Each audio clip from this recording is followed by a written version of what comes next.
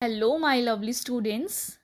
So, today we will start our chapter number 6 Poets and Pancakes from your book Flamingo. So, first of all, we will discuss about our author. Ashoka Mitran 22 सितंबर 1931 से लेकर 23 मार्च 2017 तक एक प्रसिद्ध तमिल लेखक और साहित्य अकादमी विजेता थे। वह उन कुछ लेखकों में से एक थे जिन्होंने 6 दशकों से अधिक के करियर में तमिल और अंग्रेजी दोनों में धारा प्रवाह लिखा। उन्होंने विभिन्न मुद्दों पर 8 उपन्यास, 20 उपन्यास और सैकड़ों लघु कथाएं लिखी। उन्होंने अपने करियर के शुरुआती साल चेन्नई के प्रसिद्ध जेमिनाई स्टूडियोज में बिताए। हालांकि उन्हें अखबारों के लेखों को काटने और चिपकाने का लिपिकीय कार्य सौंपा गया था, उन्होंने जेमिनाई स्टूडियोज में कामकाज के बारे में बहुत कुछ सीखा, जिसे उन्होंने अपनी आत्मकथात्मक पुस्तक माई ईयर्स विद बॉस में हास्यपूर्वक चित्रित किया। Now let's come to our theme. Poets and pancakes शानदार जेमिनाई स्टूडियोज को याद करता है, जो फिल्मों से जुड़े सभी लोगों के लिए गतिविधि का केंद्र था। यह जगह का दौरा करने वाले विभिन्न लोगों को व्यंग्यात्मक और विनोदी चित्रण है। उद्धरण प्रकृति में आत्मकथात्मक है और समय बीतने के साथ लाए गए परिवर्तनों पर सूक्ष्म रूप से संकेत देता है।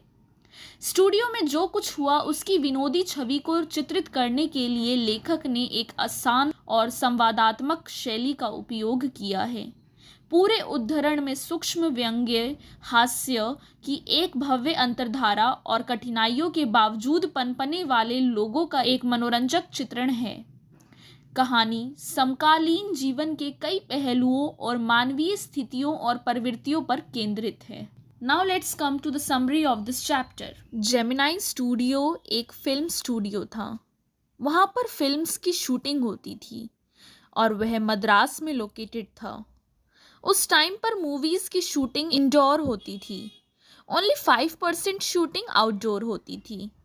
वहाँ पर सेट बनते थे और उन सेट्स को बहुत ज़्यादा इम्पोर्टेंस मिलती थी। ये हमें बताते हैं कि स्टूडियोज़ के अंदर लाइफ कैसी होती थी। जेमिनाई स्टूडियोज़ में जो पर्टिकुलर मेकअप ब्रांड यूज़ किया जाता था वो था पैनकेक्स।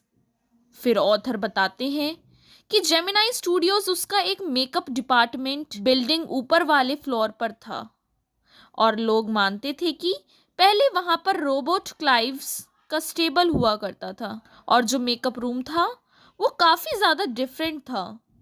वो सैलून की तरह था, जैसे कोई मिरर जिसके ऊपर बहुत सारी लाइट्स लगी होती है, उसके ऊपर इनकैंडेसेंट लाइट्स लगी हुई थी। ये जो लाइट्स हैं ये काफ़ी ज़्यादा हीट एमिट करती हैं, तो एक्टर एंड एक्ट्रेस के लिए ये काफ़ी ज़्यादा अनकंफर्टेबल होता था। अब जो मेकअप डिपार्टमेंट था उसका काम ये था कि लोगों को अगली दिखाए, ना कि ब्यूटीफुल। अब वो बताते हैं कि मेकअप रूम एक हायरार्की फॉलो की जाती थी कि जो चीफ मेकअप मैन है वो मेकअप करता है मेन एक्टर एंड एक्ट्रेस का, और जो सीनियर असिस्टेंट है वो करेगा second main actress and actress का, और जो जूनियर असिस्टेंट्स है वो मेन कॉमेडियन का मेकअप करेगा। अब वो बताते हैं कि जेमिनाई स्टूडियोज का अपना एक ऑफिस बॉय भी था, लेकिन वो बॉय नहीं, वो 40 इयर्स ओल्ड मैन था। ये ऑफिस बॉय बहुत सारी चीज़ें अपनी लाइफ में करना चाहते थे। इनको स्क्रीन राइटर बनना था, लिरिक राइटर बनना था, पोएट भी बनना था और इन्हें डायरेक्टर भी बनना था, लेकिन ये सब चीज़ों में से कुछ भी नहीं बन पाए थे। आगे ऑथर हमें बताते हैं कोथामंगलम सुब्बू के बारे में। ये बहुत ही ज़्यादा मल्टी टैलेंटेड थे। ये जब भी सेट पर होते थे फिल्म मेकिंग काफ़ी आसान हो जाती थी, क्योंकि ये इतने टैलेंटेड थे कि डायरेक्टर को भी डायरेक्ट करते थे, और जो एक्टर होते थे उनको भी ये काफ़ी सारे सीन्स एक्ट करने में मदद करते थे। ये थे बस एक क्लर्क, लेकिन जेमिनाई स्टूडियोज़ के नंबर 2 कहलाए जाते थे, क्योंकि बॉस को ये बहुत ज़्यादा पसंद थे। अब इन सब क्वालिटीज़ की वजह से इनके बहुत जलने वाले भी थे। अब आते हैं लॉयर पर, जो जेमिनाई स्टूडियोज़ का लीगल एडवाइज़र था। उनका नाम लीगल एडवाइज़र से इल्लीगल एडवाइज़र हो गया था, क्योंकि एक बार सेट पर एक एक्ट्रेस बहुत ज़्यादा गुस्सा कर रही थी। वो अपने डायरेक्टर से लड़ाई कर रही थी। वो इतनी ज़ोर ज़ोर से बोल रही थी तो लॉयर ने सब कुछ रिकॉर्ड कर लिया था और फिर उस एक्ट्रेस को दिखाया और सुनाया। वो बहुत इंसल्ट फील कर रही थी। फिर उस दिन से उस एक्ट्रेस ने डिसाइड किया कि वो कभी भी एक्ट्रेस का रोल प्ले नहीं करेगी। उसका करियर यहीं पर एंड हो गया और इसके पीछे सबसे बड़ा हाथ था उस लॉयर का। अब ऑथर हमें बताते हैं कि उस टाइम पर एक नया पॉलिटिकल बिलीफ पॉपुलर हो रहा था जिसका नाम था कम्युनिज्म। कम्युनिज्म ऐसा स्ट्रक्चर होता है कि वो सारे रिसोर्सेज ओन करती है एक कम्युनिटी और कम्युनिटी ही आपस में लोगों की एबिलिटी के हिसाब से रिसोर्सेज उनमें बांट देती है। इसका मेन एम था पॉवर्टी को हटाना। कुछ लोग ऐसे थे जो कम्युनिज्म में बिलीव नहीं करते थे। वो इंस्पायर्ड थे कैपिटलिस्ट कंट्री से, जैसे कि यूएस से। अब हमें पता चलता है कि फ्रैंक बुशमैन की एक मोरल रीआर्मामेंट आर्मी थी। अब जो ये मोरल रीआर्मामेंट आर्मी थी ये अगेंस्ट थी कम्युनिज्म के और इसका काम था एंटी कम्युनिस्ट बिलीफ को स्प्रेड करना। तो ये एमआरए अपना प्ले परफॉर्म करने जब इंडिया आए तब इन्हें पता लगा कि जेमिनाई स्टूडियोज़ बहुत फेमस है। तो वो जेमिना स्टूडियोज़ के जो ओनर हैं एसएस वासन, उनसे परमिशन मांगते हैं कि क्या हम आपके स्टूडियो में हमारा प्ले परफॉर्म कर सकते हैं। तो एसएस वासन को लगा कि बाहर से ये लोग आए हैं, मेरे स्टूडियो में आकर परफॉर्म करेंगे। तो उनको अच्छा लगा तो उन्होंने परमिशन दे दी और उन लोगों ने वहाँ पर 2 प्लेस भी परफॉर्म कर दिए और उन प्लेस के थ्रू उन्होंने स्प्रेड किया मैसेज ऑफ एंटी कम्युनिज्म, जिससे तमिल ड्रामा सोसाइटी थी वो इन्फ्लुएंस हो गई थी। अब जब एमआरए अपना प्ले परफॉर्म करके चली गई उसके बाद एसएस वासन को रियलाइज हुआ कि उन लोगों ने एसएस वासन को बेवकूफ़ बना दिया। इतने बड़े प्लेटफॉर्म को यूज़ करके उन्होंने अपने एंटी कम्युनिस्ट मैसेज को स्प्रेड करने के लिए उनका यूज़ लिया।